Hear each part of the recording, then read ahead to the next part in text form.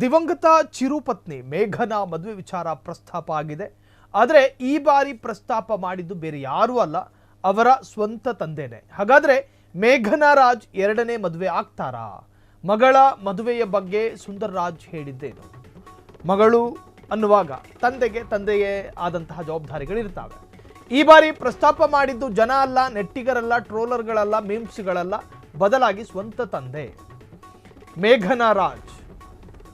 ದಿವಂಗತ ಚಿರು ಅವರನ್ನು ಕಳೆದುಕೊಂಡ ಮೇಘನಾ ರಾಜ್, ಮೇಘನಾಗೆ ರಾಯನ್ ಎಂಬ ಮಗ ಇದ್ದಾನೆ. ಮಗ ಕೂಡ ಚಿರು ತರನೇ ಇದ್ದಾರೆ. ಮಗನ ಹಾರೈಕೆಯಲ್ಲಿ ಗಮನ ಹರಿಸಿರುವಂತಹ ಮೇಘನಾ ಸುಲಭವಾಗಿ ಒಂದು ಸಂಬಂಧವನ್ನ ಮರೆಯೋದಕ್ಕೆ ಸಾಧ್ಯ ಇಲ್ಲ. ಈ ನಡುವೆ ಮೇಘನಾ ತಂದೆ ಮಗಳಿಗೆ ಹೆಚ್ಚು ವಯಸ್ಸಾಗಿಲ್ಲ. ಮೇಘನಾ ವಯಸ್ಸಿನ ಹಲವರಿಗೆ ಇನ್ನೂ ಮದುವೆಯಾಗಿಲ್ಲ. ಇನ್ನು ಮೇಘನಾರ ಮದುವೆಗಳನ್ನು ಸುದ್ದಿ ಮಾಡಿಕೊಂಡು ಅವರ ಮನಸ್ಸಿಗೆ ನೋವು ಕೊಡೋ ಪ್ರಯತ್ನ ನಮ್ಮದಲ್ಲ. ಇನ್ನೊಂದು ಮದುವೆ ಬಗ್ಗೆ ಮಗಳೇ ನಿರ್ಧಾರ ಮಾಡಬೇಕು. ರಾಯನ್ಗೂ ತಂಗಿ ಅಥವಾ ತಮ್ಮ ಇರಬೇಕು ಅನ್ನೋ ಆಸೆ ಇದೆ.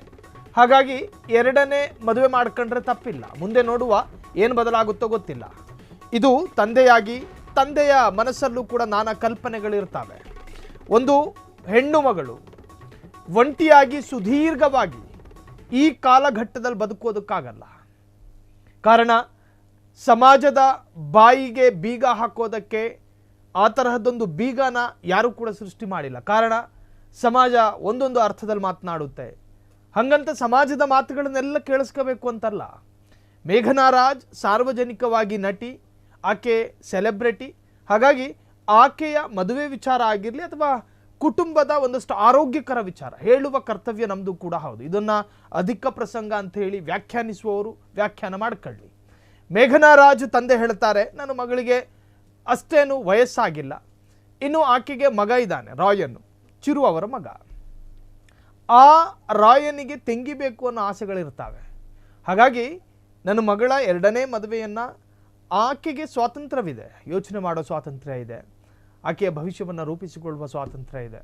ಅವಳಿಗೆ ಬಿಟ್ಟಂತಹ ವಿಚಾರ, ಆಕೆ ತೀರ್ಮಾನ ಮಾಡಿಕೊಳ್ಳಲಿ ಅಂಥೇಳಿ ತಂದೆ ಅಭಿಪ್ರಾಯವನ್ನು ವ್ಯಕ್ತಪಡಿಸಿದ್ದಾರೆ. ಮೇಘನಾ ವಯಸ್ಸಿನ ಹಲವರಿಗೆ ಇನ್ನೂ ಮದುವೆನೇ ಆಗಿಲ್ಲ ಆ್ಯಕ್ಚುಲಿ. ಹಾಗಾಗಿ ಆಕೆಗೆ ವಯಸ್ಸಿದೆ, ಇನ್ನೂ ಕಾಲ ಕೂಡಿ ಬರಲಿ.